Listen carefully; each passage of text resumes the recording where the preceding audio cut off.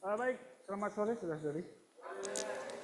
Ya, jadi ini apakah ini adalah minggu pertama kalian ya?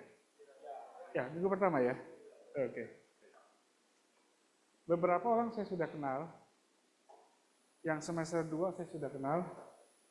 Yang semester pertama angkatan 55 sebagian saya kenal, sebagian baru lihat foto-foto sini. Ya. Ya, saya Peter Tanjung. Jadi kelas yang dipercayakan ke saya ini adalah kelas karakter, saudara. Nah, saudara-saudari juga sudah pegang diktatnya, ya, semua juga punya. Nah, alangkah baiknya kalau memang saudara-saudari bisa menyempatkan diri untuk membaca dulu bahannya, ya. Karena saya sendiri tidak mengambil langsung atau mengambil plek gitu ya dari bahannya, karena bahannya cukup padat ini. Nah, kelas karakter itu adalah kelas yang titik beratnya itu bukan di dalam pengajaran pembahasan di kelas. Kelas karakter itu adalah kelas yang penekanannya adalah pada mempraktekkan, menjalankan, ya kan. Jadi karena itu maka di dalam kelas ini tidak banyak saya memberikan semacam kalau kita bilang teorinya begitu ya kan. Tetapi kita akan ada diskusi, kita akan ada kesaksian, ya kan, dan kita ada beberapa latihan-latihan. Karena memang saudari, kalau kita bicara mengenai karakter, maka di dalam saudari pernah menyampaikan bahwa ketika kita bicara karakter ya, itu menyangkut hal apa saja sih sebenarnya? Apakah itu adalah satu perilaku yang di luar saja, atau itu adalah menyangkut ada bagian yang lain? Ya kan? Saudara, kita mengatakan bahwa ketika kita bicara mengenai karakter seseorang, maka dia berhubungan dengan 3 bagian manusia. Ya kan? Roh, jiwa, dan tubuh.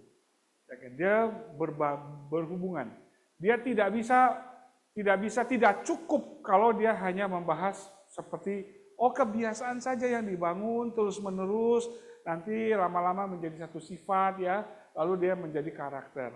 Tidak. Karena kenapa saudari? Sebab kita tahu kalau kita melihat di dalam Alkitab, bukan saja orang-orang yang membutuhkan secara orangnya bagus, ya kan. Nah, kalau kita bilang orangnya bagus ya, perilakunya bagus, kebiasaannya bagus, etikanya bagus, ya kan. Tetapi dia perlu memiliki isinya yang bagus. Nah, karena itu maka di tengah-tengah kita tahu bahwa ketika kita bicara mengenai karakter, ya kan, maka dia menyentuh semua bagian, ya kan, menyentuh rohnya juga, menyentuh jiwanya juga, dan menyentuh tubuh. Tubuh dalam pengertian adalah ini adalah perilakunya. Jadi saudari, ya kan, kita minggu ini kita masuk sudah minggu kedua ya, memasuki FKKP mengenai kehidupan orang Kristen. Itulah saudari, ya kan. Jadi kalau bicara mengenai karakter, itulah yang bakal tertampil di dalam kehidupan orang Kristen. Orang Kristen bagaimana sikapnya? Itu bukan saja karena luarannya bagus, tetapi juga karena di dalamnya bagus. Ya kan? Tetapi saudari, kalau luarannya kita perbaiki, orang dalamnya, manusia lamanya, alaminya tidak ditanggulangi, maka wadahnya bagus, isinya tidak bagus. Beberapa hari yang lalu saya bertemu dengan beberapa teman-teman ya, tapi ini orang-orang Kristen. Dulu kami adalah pengurus persekutuan. Waktu masih lebih dari 40 tahun yang lalu.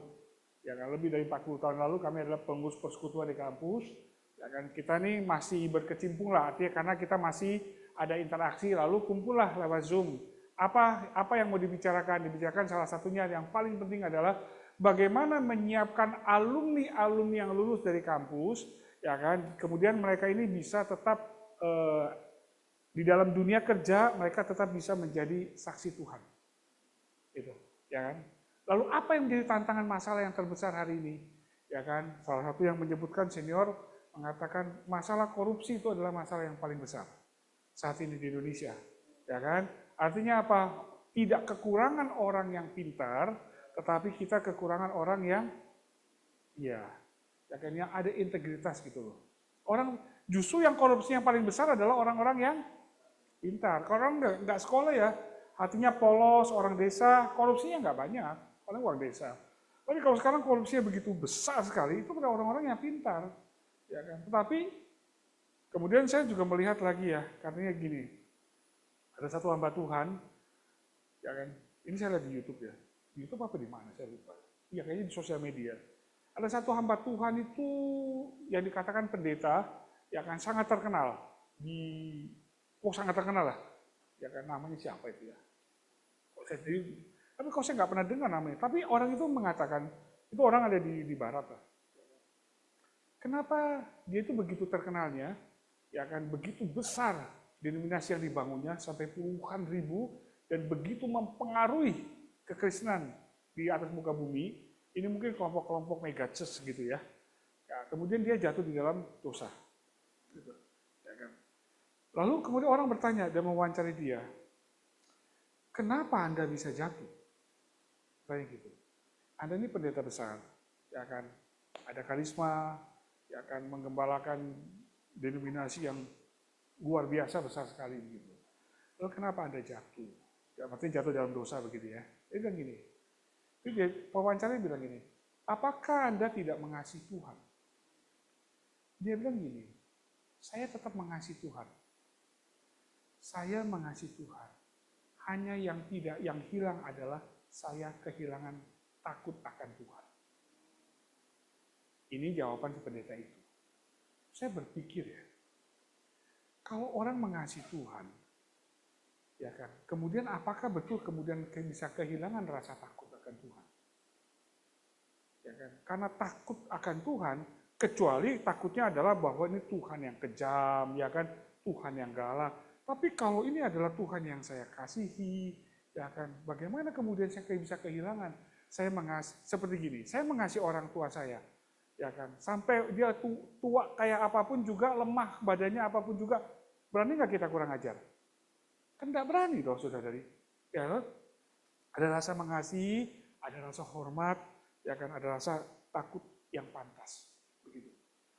Ya kan? Jadi saudara-saudari ya, kita menemukan ini, baik itu orang yang tidak percaya atau ada orang-orang Kristen di dunia ini, kita terus ini menjadi tantangan yang di dalam kita berpikir. Lalu kita ini bagaimana? Padahal kalau kita mau menjadi orang yang berguna di dalam tangan Tuhan, bukan saja hanya mempelajari kebenaran saja, tetapi juga di atas bejana orangnya kita ini, saudari. Ya kan, kita mesti memperhatikan orangnya kita ini. Kalau tidak ada penanggulangan, karena itu maka ya kan ketika kita bicara karakter, kita bicara mengenai bagaimana Tuhan menanggulangi manusia lama kita, alamiah kita. Kalau tidak ada gunanya, hanya menangani apa? Bejananya saja. Bejananya boleh bagus.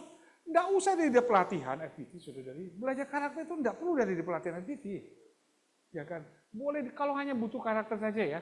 Butuh penampilan, butuh kebiasaan yang baik, butuh etika yang bagus, moral yang bagus. Tidak perlu di pelatihan semua waktu di sini. Ya kan?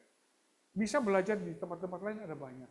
Ada banyak sekolah-sekolah hari ini, ya kan, lembaga-lembaga yang memberikan pelatihan-pelatihan yang baik. Ada banyak di sosial media juga mengajarkan hal itu. Tapi apa kita tahu? Ya kan, kalau hanya belajar itunya saja, itu berarti hanya belajar mengenai menata luarannya saja, bejananya saja. Tapi isinya tidak dijamah. Hari ini, ya kan, yang Tuhan mau adalah Tuhan di dalam kita terekspresi keluar. Ya kan. Nah, masalahnya bukan masalah karena saya marah saja, ya kan, bukan karena saya punya kebiasaan jelek saja, tapi masalahnya adalah ada manusia lama, ada hayat alamiah kita yang mesti ditanggulangi. Dan itu tidak bisa lewat hanya diajarkan. Itu harus bertemu dengan Tuhan dan itu perlu penanggulangan roh itu di dalam kita. Saudara-saudari. Ya, kenapa? Karena kita ini manusia 3 bagian, gitu. Jadi di bagian di dalam kita punya roh Tuhan, ya kan, hayat okulasi, betul saudara-saudara ya. Nah, ini sangat berhubungan, saudari. Bicara mengenai hayat okulasi, Tuhan mengkerap kita. Zaitun yang liar, ya kan, diokulasikan dengan zaitun yang penuh dengan kelimpahan getah yang murni, ya kan.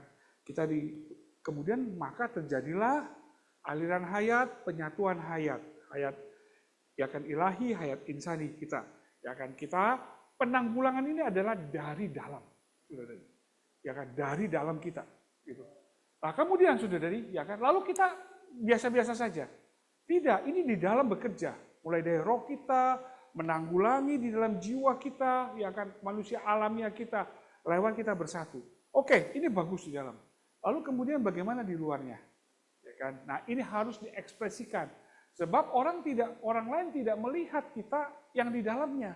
Orang hanya melihat kita yang di luarnya. Oh, yang di luarnya dilihat baru mencerminkan yang di dalam seperti apa. Ya kan, Saudari? Kalau kita lihat yang luaran, maka kita adalah oh ini S3, ini S2, oh ini profesor, oh ini orang hebat. Ya kan? Tetapi begitu dia melakukan satu tindakan, wah kita bilang kok bobrok amat ya. Ya kan? Itu bicara apa sebenarnya? Bicara mengenai yang di dalamnya kosong. Ya kan? Ilmunya bagus, yang di dalamnya kosong. Saudara-saudari, apa yang Tuhan butuh hari ini bagi kita? Kita di sini, kenapa kemudian karakter masuk di dalam kelasnya Titi? Kalau demikian. Karena kalau ada keperluan itu. Saudara Li mengatakan, saudara Li apa mau celi ya? Dia mengatakan, oh Li, kalau kita hanya cukup jadi orang Kristen, kalau saudara-saudari kalian cukup jadi orang Kristen, maka cukup dibaptis lahir baru sudah cukup. Anda boleh jadi orang Kristen sendiri. Ya kan, Anda mau ngapain aja nggak ada masalah. Tetapi kalau kita bicara mengenai kita akan menjadi saksi Tuhan, ya kan, menjadi saksi Tuhan, meninggikan Kristus di dalam hidup kita, maka kita butuh memperhatikan karakter. Karena itu maka kenapa kita belajar karakter, ya kan, memperhatikan bagaimana hubungannya. Oh ini bukan sekedar self-development atau self-improvement, ya kan.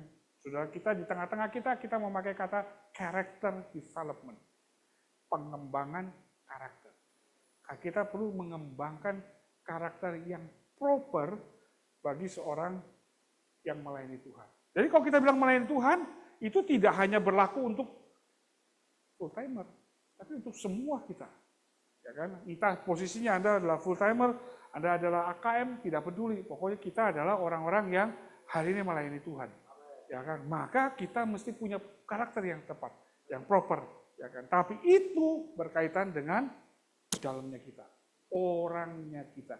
Nah, karena itu kenapa kalian belajar hayat? Karena kalian belajar kebenaran, betul lah? Belajar Alkitab, ya kan, saudara-saudari. Itulah untuk menyesap segala kekayaan rohani, kekayaan Tuhan, Sang Roh itu. Ya kan? Tetapi kenapa kita juga masih butuh karakter ini?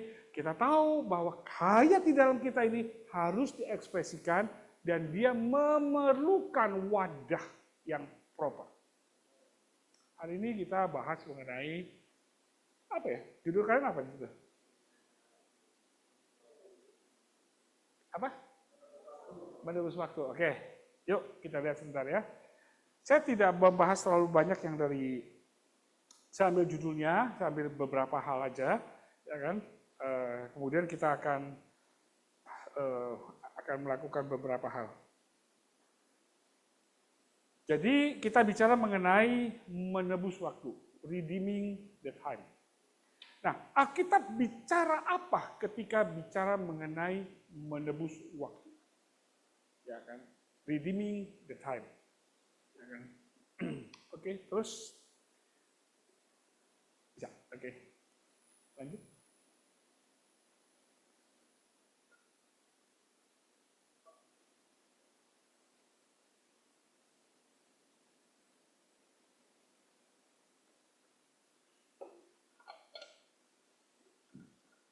Slide yang kedua ya. Jadi saudari, yang pertama ini adalah mengenai bagaimana kita menebus waktu. Nah, mestinya saudari, ya kan, ini adalah hal yang baik ya hari ini ya. Memulai dengan pelatihan, ya kan, di semester ini bagaimana kita. Jadi ini saudari bukan oh bagaimana caranya ya, oh apa itu menebus waktu ya. Saudari, kita ingin mempraktikkan semester ini kita adalah orang-orang yang menebus waktu. Oke. Dua ayat yang cukup menonjol ketika bicara mengenai menebus waktu. Ya kan? Ini ada di dalam diktat kalian juga. Ya kan? Di Kolose 4 ayat 5 dikatakan menebus waktu. Hiduplah dengan penuh hikmat terhadap orang luar, pergunakanlah waktu yang ada. Ya kan? Redeeming the time ini pakai kata ini. Tapi Efesus juga mengatakan yang sama. Ya kan? 5:16. Dan pergunakanlah waktu yang ada. Pergunakanlah waktu yang ada. Pergunakanlah waktu yang ada. Gunakan waktunya. Ya kan? Karena hari-hari ini jahat. Ini adalah zaman yang jahat. Makin hari makin jahat. Ya, saudara-saudari, ini adalah Paulus sudah memberitahu. Di zaman Paulus mengatakan hari-hari ini jahat. Ya kan? Setelah sekian ribu tahun kita mesti sadari hari-hari ini makin jahat. Ya kan? Nah, hiduplah dengan penuh hikmat terhadap orang luar. Ya kan? Tentu dia bicara dengan orang-orang di luar sana. Hidup penuh dengan hikmat. Nah, bagaimana hikmat kita bisa hidup dengan orang-orang luar? Kita harus menggunakan waktu yang ada. Ya kan? Nah, pemikiran utama daripada kedua ayat ini adalah memanfaatkan setiap kesempatan yang diberikan oleh Tuhan. Ternyata, saudara-saudari, ketika bicara mengenai menggunakan waktu, ya kan, atau menebus waktu, itu konotasinya adalah memanfaatkan kesempatan. Opportunity. Terus lanjutkan yang kedua. Oke. Jadi di dalam Alkitab itu kata waktu kalau di bahasa Yunaninya itu ada dua, yaitu kronos dan kairos. Kronos itu adalah waktu umum atau waktu kronologis. Jadi urutan, umpamanya histori gitu ya. Lahir, diasuh, ya kan, kemudian tumbuh di remaja, jadi itu kronologis waktunya. Jadi ini kronologis, jadi dia berurutan waktunya begitu. Tapi ada yang namanya kairos. Ini adalah momen kesempatan. Nah, kata yang dipakai untuk mempergunakan waktu atau menebus waktu adalah kairos. Jadi redeeming the time, ya kan, menebus waktu, merebut waktu, ya kan, seize the opportunity. Itu artinya merebut kesempatan. Itu memakai kata kairos. Ya kan? Itu artinya apa? Kalau kronologis, itu waktunya ada. Tapi kalau kesempatan, dia muncul tidak tentu. Ya kan? Bisa ada, dia muncul ada, bisa kita dapatkan, bisa tidak didapatkan. Nah, karena itu maka fokus daripada dua ayat itu, ketika kita bicara mengenai redeeming the time, kairos itu mengacu pada memanfaatkan kesempatan istimewa untuk berbuat baik. Artinya bahwa kita perlu merebut kesempatan itu, ya kan, untuk sesuatu hal yang berguna, sesuatu hal yang positif. Nah, saudara-saudari, ketika bicara mengenai waktu kairos ini, saudara-saudari, ini memerlukan, ya kan, orang bisa melihat, ya kan, mesti ada hikmat. Karena itu maka dikatakan ya tadi, dengan orang luar kalian harus punya hikmat hidupnya. Itu artinya apa? Perhatikan baik-baik. Ini dia bicara tentu di dalam kaitannya dengan pengabaran Injil. Kenapa? Karena itu maka dia kan Paulus mengatakan waktunya baik atau tidak baik, kalian harus siap. Ya kan? Kenapa? Merebut kesempatan. Karena kita merasa, saya juga merasa, banyak kali nggak merebut kesempatan ini ternyata. Ya kan? Kesempatan, nanti sajalah. Alasannya nggak akan ada begitu banyak. Ya kan? Padahal dikatakan baik tidak baik waktunya, kesempatan itu harus direbut. Jadi kadang kesempatan itu muncul, kita nggak begitu peka. Ya kan, hilang. Tapi kalau kronos, ya kronologi, dari itu bisa. Itu kelihatan, ada sejarahnya. Jejaknya masih, ada jejak yang tertinggal. Gitu. Oke, teruskan. Nah, memanfaatkan kesempatan, nah ya, pentingnya ini memanfaatkan kesempatan. Kesempatan itu diberikan oleh Tuhan, dan penting untuk pertumbuhan rohani dan memenuhi kehendaknya.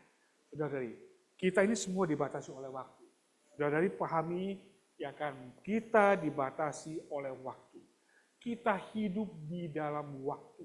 Semua orang punya waktu 24 jam. Tapi bagaimana, ya kan, jatahnya semua 24 jam, tetapi 24 jam itu berapa kesempatan yang kita bisa dapatkan? Ya kan, atau kita kehilangan kesempatan. Ya kan, waktunya sama, tapi kesempatan itu berbeda. Ya kan, melewatkan kesempatan dapat menimbulkan penyesalan. Ya kan?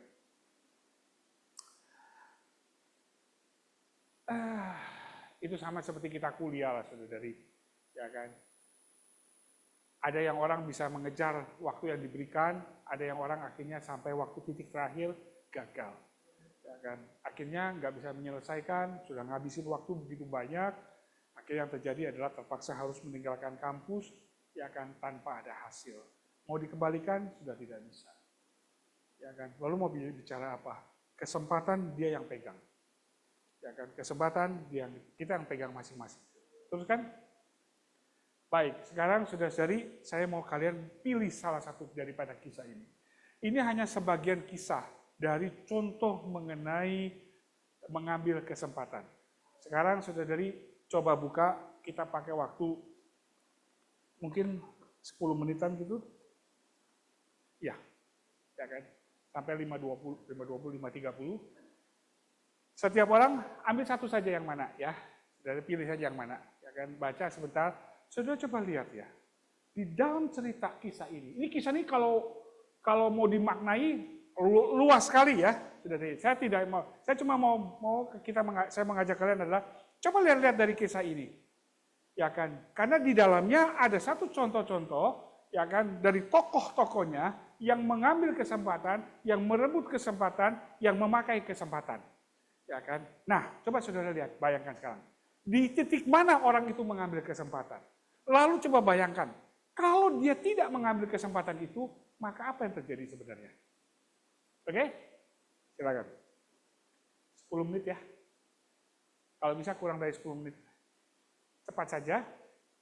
Jadi jangan melebar ya, saya cuma semua kita fokuskan hanya pada mengambil kesempatan.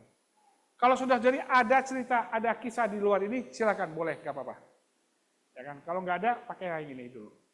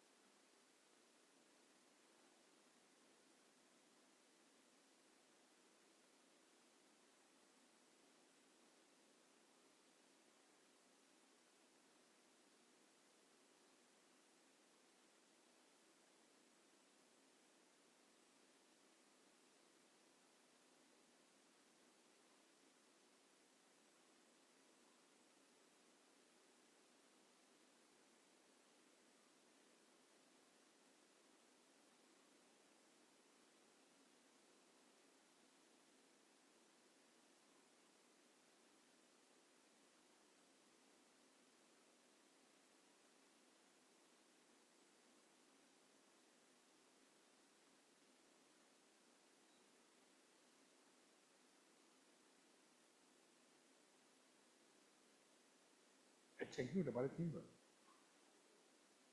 Ada ya? Dari Filipina dia udah balik.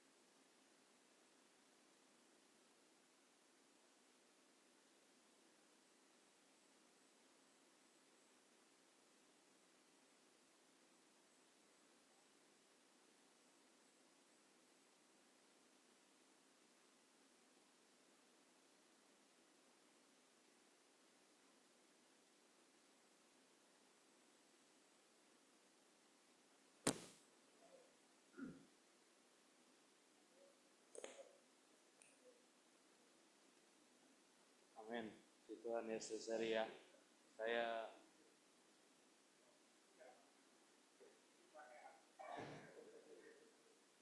Amin. Tuhan Yesus ya. Saya mendapatkan satu karakter untuk terus berjaga-jaga ya. Saya di dalam kitab Matius pasal 25 tentang 10 gadis bijak ya. Kiranya hari ini kita memiliki satu karakter yang bijak ya. Kita berjaga-jaga, kita tidak tahu Tuhan kapan datang. Ketika Tuhan datang, kita sudah siap, saudara. Saya juga mau memiliki satu karakter yang bijak ini, saudara. Tidak leha-leha, saudara. Kiranya Tuhan membelas kasihani saya memiliki karakter yang sedemikian, saudara. Amin. Kamu angkatan 55 ya? Iya. Terima kasih. Yang 54 apa?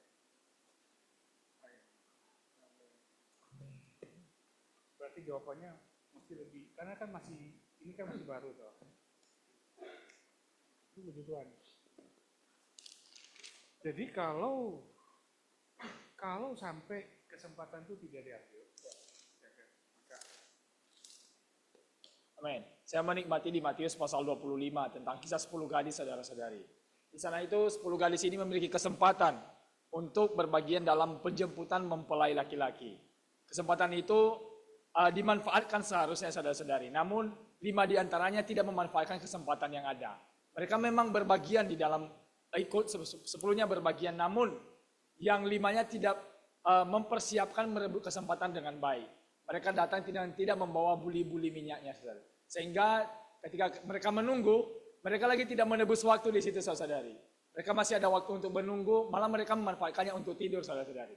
Sehingga pada waktu sudah tiba kedatangan mempelai laki-laki, yang terjadi apa, saudara-saudari? Mereka mau membeli minyak, tidak ada kesempatan lagi. Mereka mau membagi minyak, mereka tidak cukup untuk mereka bagi 2, saudara-saudari. Nah, ini yang terjadi, saudara, kalau tidak merebut kesempatan dengan baik-baik. Yang terjadi di akhirnya mereka tidak dapat berbagian di dalam pesta itu, saudara-saudari. Bahkan mempelai laki-laki mengatakan bahwa aku tidak mengenal engkau. Dia bahkan mengusir. Di ayat terakhir katakan berjaga-jagalah sebab kamu tidak tahu hari maupun saatnya. Jadi saya melihat di sini bahwa kita perlu memusnahkan kesempatan yang ada. Karena efeknya apa, saudara? Ada penyesalan, tidak berbagian di dalam pesta itu. Amin. Terima kasih. Saudari ada ini nggak mic-nya? Saudari yang baru ya, Etika Wenda ya. Oke, kamu dapat apa? Saudari berdiri sini pagi saja ya, kalau dia.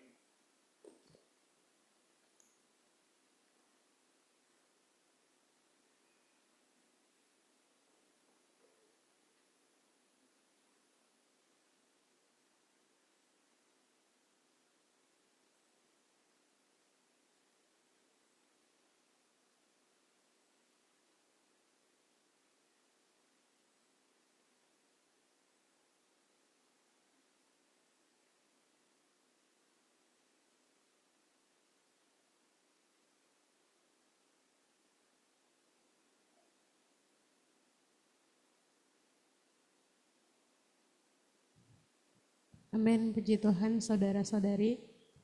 Tadi saya juga mendapatkan karakter melalui Matius, dalam kitab Matius pasal 25, ayat yang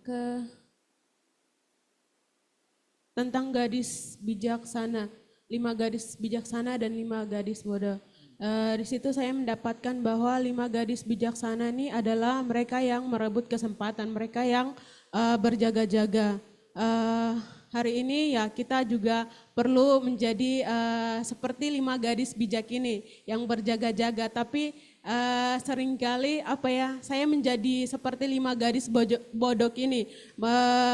Seringkali saya menjadi seperti 5 gadis bodoh yang malas-malas, yang tidak mau berjaga-jaga gitu. Jadi ya perlu untuk mendapat bagian dalam pesta pernikahan nanti, ya kita perlu merebut kesempatan hari ini, perlu berjaga-jaga. Amin. Oke, terima kasih. Saudari Ruth.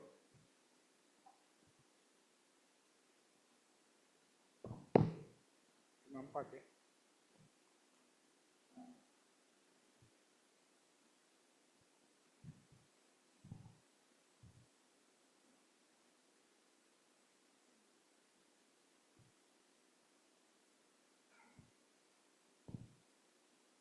Amin, puji Tuhan. Saya juga menikmati di Matius pasal 25 mengenai kisah 10 gadis. Ini ya mengenai 5 gadis bijaksana dan juga 5 gadis bodoh. Saya melihat bagaimana mereka ini ya tidak, 5 gadis bodoh ini ya mereka tidak berjaga-jaga gitu saat menunggu kedatangan mempelai ini. Tapi ya puji Tuhan gitu, kembali saya diingatkan bahwa ya seringkali saya pun di sini dibilang gadis bodoh ini, bahkan mereka walaupun tertidur mereka masih mendengar gitu ketika Tuhan berseru mempelai datang. Tapi mungkin saya seringkali menjadi orang, kalaupun saya tidur ya mungkin saya tidak mendengar gitu kalau mempelai itu datang. Ya mungkin saya bisa lebih dari bodoh gitu. Tapi puji Tuhan hari ini kembali menerangi saya, ya saya perlu senantiasa terus berjaga-jaga di hadapan Tuhan.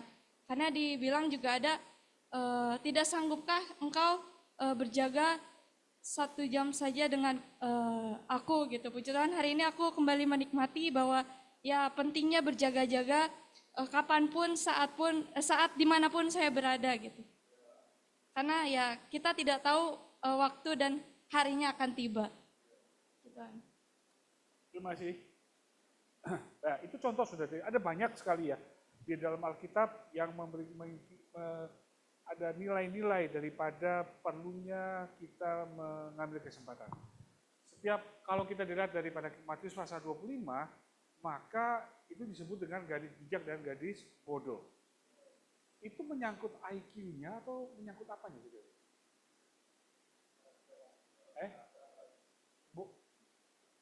Jadi disebut gadis bodoh sama gadis bijak.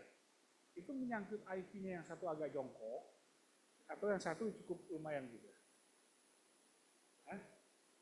Tidak ya berarti ya? Tidak, mestinya bukan ya? Mestinya bukan, oke. Karena gadis itu dibuli-bulinya juga ada minyak loh. Dua-duanya kan satu nggak kosong loh. Cuman yang separuh penuh, yang separuh kurang. Nggak cukup ya? Oke. Jadi kalau gitu kita melihat bahwa bodoh dan bijaknya itu adalah pada perkara berapa banyak minyak yang bisa diisi. Bukan berapa banyak, IQ-nya nggak ada masalah. Ya kan? Kelihatannya pengenalan mereka juga mengenal, tahu bahwa perlu ada minyak. Itu artinya bahwa mereka juga ada persiapan. Di dalam tengah perjalanan, ya kan, ada yang merebut kesempatan dengan minyaknya diisi terus, ada yang tidak merebut kesempatan itu. Itu yang terjadi, ya kan. Kalau kitab Esther kita tahu ya, ketika Esther dengan Mordekai, ya kan, demi menyelamatkan, karena kesempatannya cuma itu aja. Kalau Esther bisa menghadap raja, maka selamatlah bangsa Israel. Jadi kalau Esther nggak bisa menghadap raja, maka binasa. Jadi apa yang terjadi, saudara-saudari? Esther mengambil kesempatan itu. Itu cuma 1 kali. Dan tapi kesempatan itu, ya kan, Karena kan syaratnya adalah kalau raja mengulurkan tongkat, baru permaisuri bisa datang, masuk loh. Tapi kalau tidak dipanggil, tidak boleh sekali-sekali, karena itu melawan hukumnya di dalam kerajaan itu. Tetapi ya kan, kadang orang bersikap harus menentang itu, ya kan, dengan taruhannya adalah nyawa. Betul toh? Esa melakukan itu taruhannya adalah nyawa. Tapi, ya kan, dia lebih baik, mungkin dia pikir gini, lebih baik dia mati. Karena Mordekai bilang begini, kalau kamu nggak pakai kesempatan ini ya, kamu jangan pikir bahwa kamu bisa selamat lah gitu, ya kan. Jadi ini sekarang tergantung kepada kamu. Tuhan sudah pakai, ya kan. Kamu tinggal tentukan ini mau diambil nggak kesempatan ini, ya kan. Jadi cuma dia yang bisa masuk, ya kan. Dia yang bisa memutuskan, ya kan. Kalau dia putuskan enggak, ya udah nggak bisa Mordekai juga. Lalu saudara kita melihat bahwa, ya kan, ada bagian kita di mana memutuskan mengambil kesempatan apa tidak. Ya kan, jangan kita pikir Tuhan nggak dorong saya sih, jalannya nggak dibuka sama Tuhan tuh. Saya doa terus. Satu waktu saya bersekutu dengan para gembala distrik di satu distrik di Surabaya. Belum berapa lama ini. Kita bersekutu mengenai, di dalam bersekutu, sebelum bersekutu kita berdoa. Di dalam pokok doa itu ada 2 nama anak remaja. 2 nama. Yang menurut saya ini sudah didoakan berminggu-minggu. Kok nggak selesai di doanya ya? Ya kan? Saya pikir kok didoakan terus kok nggak selesai? Masalahnya mau baptis anaknya. Jadi masalah baptisan. 2 remaja didoakan tuh supaya Tuhan kasih kesempatan dibaptis. Akhirnya saya bilang gini, coba kita sekutu dulu sebentar nih mengenai 2 anak ini. Hasilnya kita udah doa dari ada beban sampai hilang beban nih. Ya kan? Kenapa sih sebenarnya didoain terus ini kok masalah baptisan remaja? Coba ceritakan 2. Oh, satunya anak komsali kita. Mamanya berpikir anaknya harus paham dulu baru dibaptis. Anaknya mau dibaptis enggak? Anaknya sih sudah mau dibaptis. Oh, oke. Yang kedua bagaimana? Kalau yang kedua itu juga anak kaum saleh, gitu. Orang tuanya sudah setuju, ya kan, dorong baptis. Lalu apa yang terjadi? Karena waktu diwawancara rasanya anak ini, ya kan, karena gini, keluarga ini ada mengalami semacam gelombang di dalam rumah tangga ya kan. Jadi anak ini menjadi lebih mungkin lebih bingung, lebih seperti kena dampak psikologis lah gitu ya. Tapi anak itu mau dibaptis, mau. Lalu masalah di mana? Karena yang melayani menahan dia. Oke. Kalau begitu saya bilang, ini salah mendoakan. Ya kan? Anaknya mau dibaptis, kita doakan anaknya. Padahal yang bermasalah satu adalah mamanya, satu adalah yang melayani. Saya bilang yang didoakan yaitu mamanya sama yang melayani itu. Bukan doakin anaknya. Ya kan? Doakan nih, karena yang menghambat yang melayani. Enggak ada masalah loh. Orang kalau lagi susah hati, kemudian dia ditanya di wawancara menjadi nggak jelas, itu karena ada latar belakang, bukan karena dia belum percaya, oh itu anak kaum saleh kok. Dua-duanya. Kalau ini mamanya, ada nggak yang datang pergi ke rumahnya? Nggak ada. Lalu ngapain tiap minggu, tiap Selasa didoakan tuh? Ini malas. Saya bilang, ini kesalahan kita. Kita seenaknya saja berdoa untuk beberapa poin dan kita suruh Tuhan yang bereskan itu. Jadi ya saudara, saya bilang ini salah kita. Mau sampai kapan doakan ini? Sampai akhir tahun. Orang masalahnya cuma tinggal baptis saja kok. Ya, ada hal-hal itu semua sifatnya tidak non teknis. Oh, mamanya yang menghalang, kita doakan mamanya. Mamanya doakan, jangan anaknya didoakan. Mamanya didoakan, langsung kirim minggu itu besok ke rumahnya. Satu saudari bicara mengenai hal ini. Untuk melihat bagaimana Tuhan bekerja. Saudara-saudari, sering kita malas begitu. Iya kan? Saya bicara dengan para yang melayani. Ya kan? Jadi kita jangan anggap bahwa kalau doa, ada pokok doa ya, oh hebat ya, ada pokok doa-doa ya. Coba cari tahu, ya kan? Ada bagian kita yang tidak kita kerjakan. Ada bagian kita yang mesti kita rebut, kita tidak lakukan. Kita minta Tuhan lakukan itu. Saudara-saudari. Ya kan? Karena itu maka opportunity merebut itu adalah bagian kita. Ya Ya kan? Jadi jangan bilang, oh Tuhan tidak buka jalan. Ya kan? Coba dipelajari, coba disekutukan. Itu kan hal yang gampang. Paling karena nggak mau repot, maka masukkan dalam pokok doa saja. Ya kan?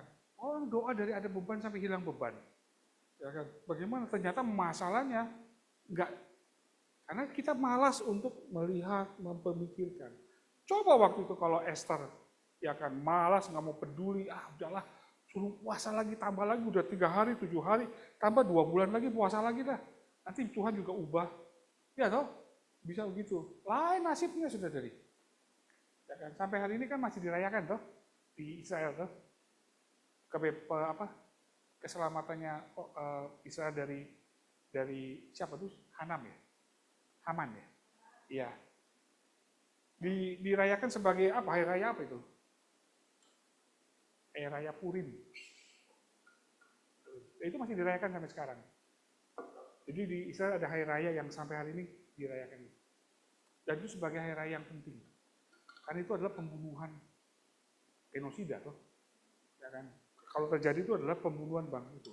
Kok bayangkan ya, kalau itu terjadi ya kan? Kan putus itu jalurnya Tuhan Yesus turun ke bumi. Ini ya saudari. Iya toh.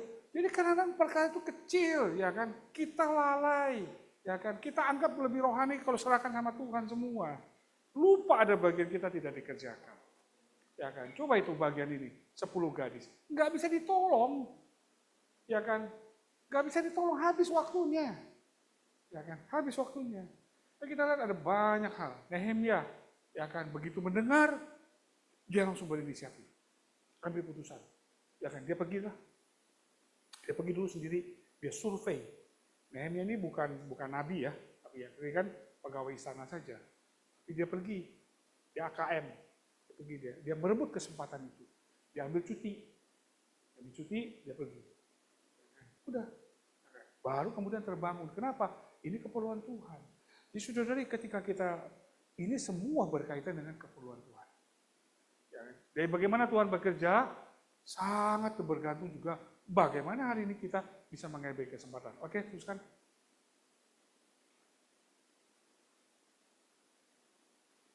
Oke. Saudara-saudari, saya mau ajak kita berpikir 1 semester ini ke depan. Pelatihan kita. Karena ini adalah mengenai masalah, ya kan, merebut kesempatan. Anda mau menghabiskan kesempatan mengikuti ini, ya ngalir aja lah, pokoknya nanti dapat apa ya dapat apa, bisa.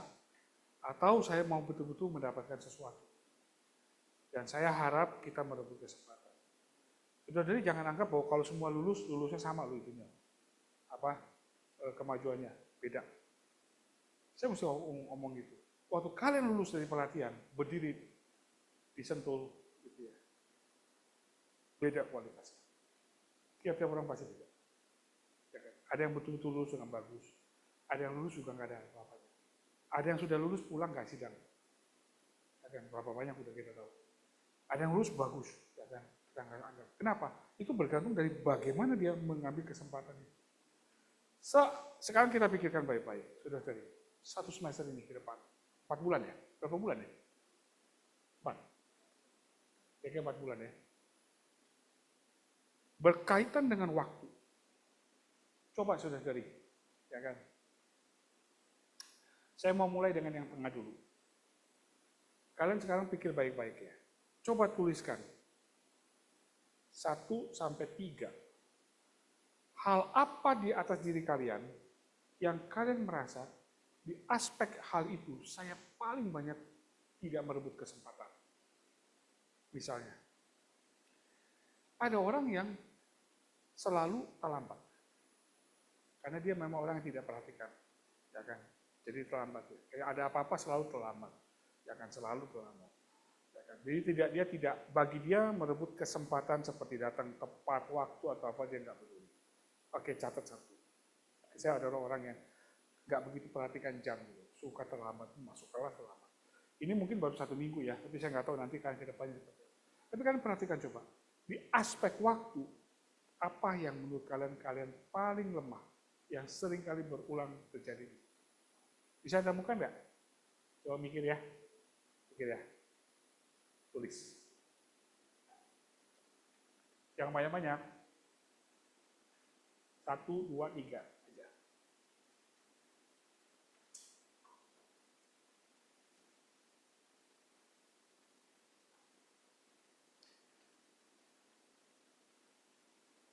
Sambil tulis ya. Bisa saja. Saya adalah orang yang kalau ketemu orang ya, padahal ini mudanya, ini bisa diinjilin. Saya nggak ngomong Injil. Saya selalu nggak ngomong Injil. Ini padahal udah bisa diinjilin nih. Selalu saya nggak ngomong Injil. Entah alasannya takut, malu, apa segala bla bla bla. Kita bicara opportunity ya, jadi ya kesempatan. Jadi di aspek apa yang saudara-saudari merasa bahwa itu yang harus saya tanggulangi? Jadi stop itu adalah saya mesti tanggulangi bagian itu. Minimal 1 ya, coba. Mesti ada sesuatu.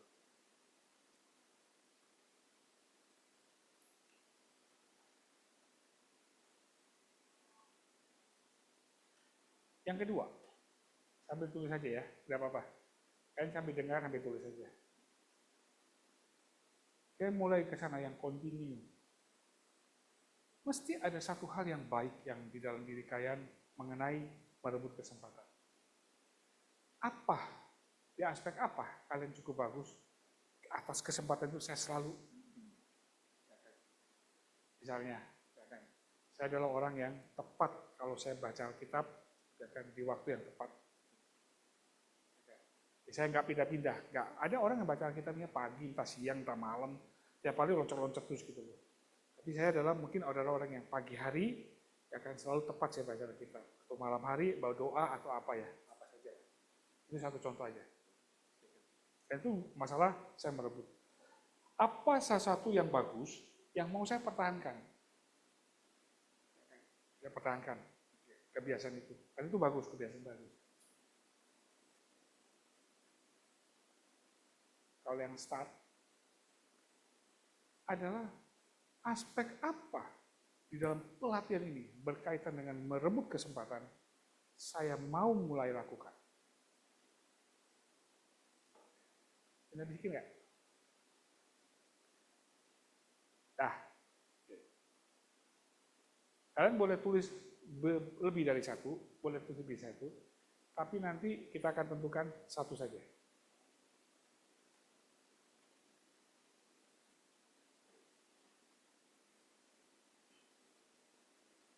Umpamanya, tiap kali sebenarnya kalau sedang tutur sabda ya, saya kepingin ngomong, tapi selalu nggak bisa berdiri. Ya kan, entah malu, entah takut, entah apa gitu. Saya mau mulai lah sekarang setiap kali sidang, nanti kan besok kan kalian akan diutus ke hall-hall.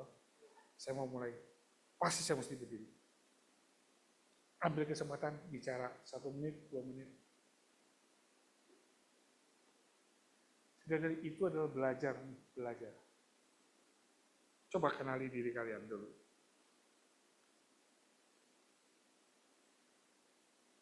Kalau bisa ada yang parah duluan.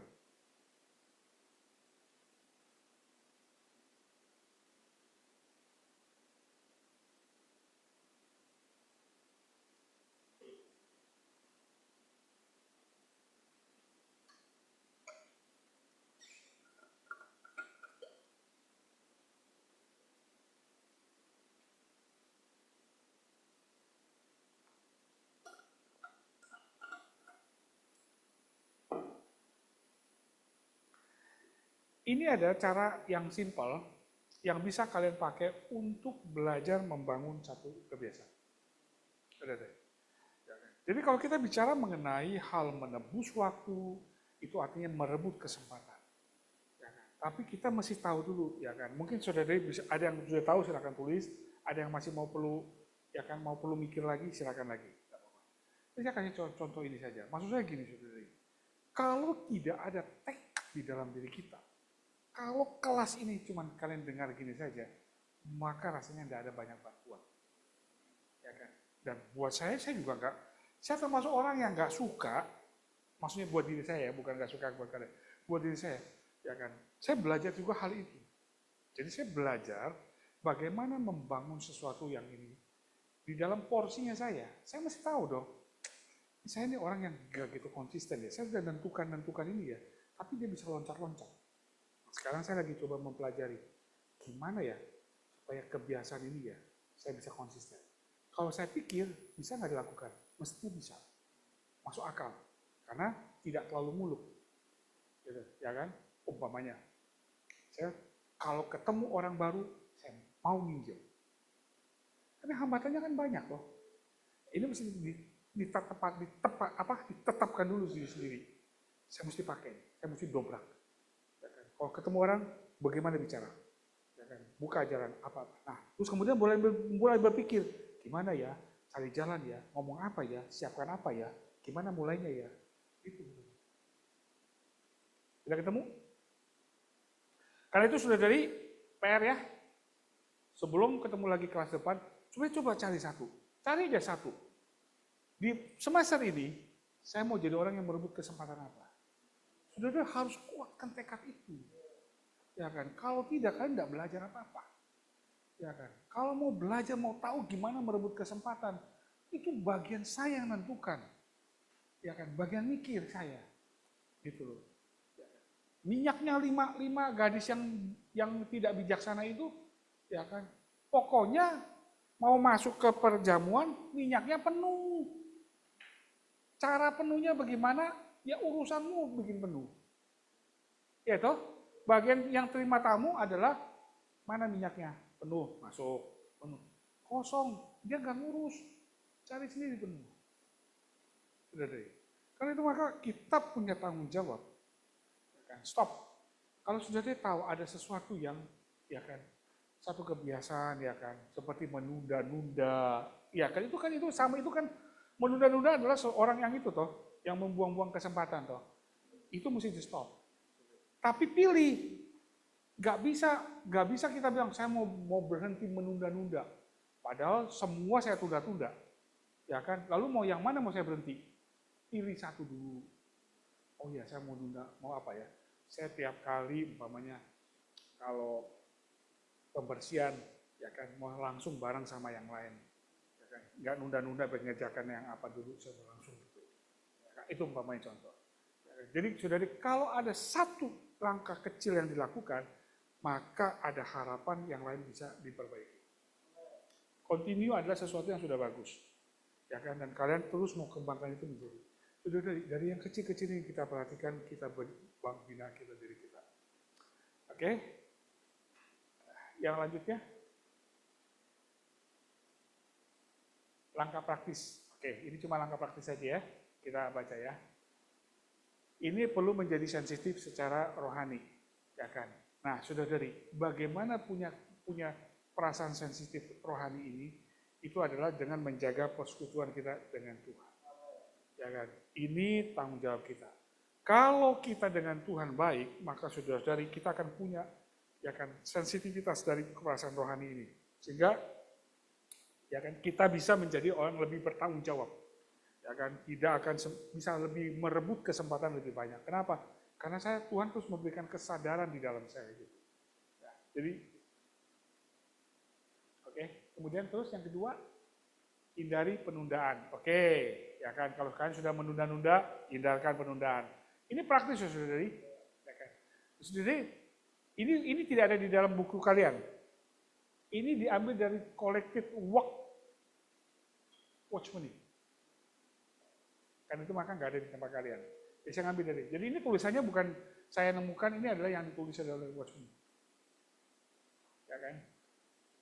Oke, teruskan lagi. Ketiga, pertumbuhan dan tindakan berkelanjutan. Jangan puas dengan pencapaian masa lalu. Dulu saya pernah begitu. Ya kan? Dulu ya dulu. Sekarang harus kembang. Terus berkembang, ya kan? Memperbaiki diri, pelayanan dan jangkauan. Upgrade diri sendiri sudah. Itu bagian kita sudah dari. Ya kan? Itu bagian kita. Terus kan keempat, kolaborasi, bekerja sama dengan orang lain. Ini pakai bahasa yang lebih ini ya saudara-saudari ya. Bahasanya yang kita pakai adalah bahasa yang ini. Bekerja sama dengan orang lain, terutama kelompok individu yang memiliki cinta yang sama kepada Tuhan. Ya ini semua saudara-saudari, ya kan, kerjasama. Dorong libatkan orang lain bertindak. Yang paling bagus memang adalah, ya kan, kalau saudara-saudari punya teman untuk mengingatkan, teman kamar, ya kan, umpamanya gitu. Minta tolong bantu ingatin saya ya kan. Kalau saya umpamanya habis bangun tidak langsung bereskan ranjang, ya kan. Yang paling bagus adalah langsung, nah tolong diingatkan saya. Nah, ini membantu saudara, ya kan, ini membantu. Jadi begitu bangun bereskan ranjang, begitu bangun bereskan ranjang. Kelima, renungkan kesempatan yang terlewat. Sadari kesempatan yang terlewat, pelajari pengalaman tersebut, berkomitmen untuk memanfaatkan ke masa yang depan, bersikap proaktif dalam mengenali tindakan. Jadi ini adalah bagaimana merebut kesempatan. Jadi kan saudara-saudari ya, perkara merebut kesempatan itu di tangan kita. Jadi ya kan, jangan berdoa supaya Tuhan yang menyediakannya. Tuhan sudah buka jalan, kita yang merebut kesempatan itu. Ada lagi nggak slide-nya? Dorongan. Ingat bahwa kesempatan tidak konstan, mereka itu datang dan pergi. Ya kan? Kalau kronos itu ada kronologi, tapi kalau opportunity itu sangat bergantung. Saya bisa melihat, saudara lain belum tentu melihat. Saudara lain bisa melihat, saya mungkin tidak bisa melihat. Dia perlu kepekaan, ya kan? Oke. Siap waspada secara rohani untuk memanfaatkan setiap kesempatan. Karena itu sudah dari, ya kan? Kalau kerohanian kita sehat, mestinya kita adalah orang yang peka, terus bertanggung jawab terhadap hal itu. Terus kan? Oke, menebus waktu artinya memanfaatkan kesempatan yang diberikan Tuhan dengan segera dan penuh tanggung jawab.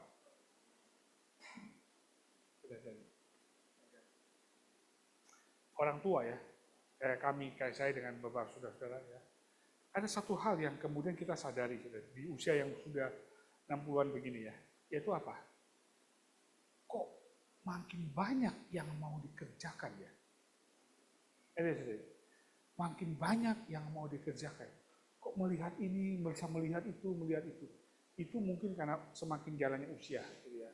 Sehingga bisa melihat, wah ini bisa lakukan gini. Tetapi kekurangannya adalah apa? Tenaga tidak cukup. Ya kan, di usia itu begitu, tenaga tidak. Kalau kalian mungkin tenaganya cukup, tapi nggak kelihatan. Ya kan, ini nggak kelihatannya sama aja semua gitu. Nah, kita yang sudah ada usia, mungkin orang tua kalian ya, dia akan melihat kesempatan ini, kesempatan. Ini mesti begini, ini mesti begini, ini mesti begini. Nah, lalu gimana cara kita ngatasinya? Harus dengan hikmat. Ya kan? Bagaimana supaya kesempatan semua bisa diambil, ya kan? Tapi ada porsinya, yang mana yang mesti dikerjakan, yang mana kita nggak bisa kerjakan. Nah, karena sudah jadi, karena itu maka ini adalah pembelajaran yang tidak putus. Ya kan? Seumur-umur. Kalau kan sudah selesai dari sini, seumur-umur hidup kita, selama anak namanya ada waktu, selama kita hidup di dalam waktu, maka itu berarti ada kesempatan. Semoga Tuhan berkati kita semua. Saudara silakan berdoa berdua-dua, kita akhiri kelas ini.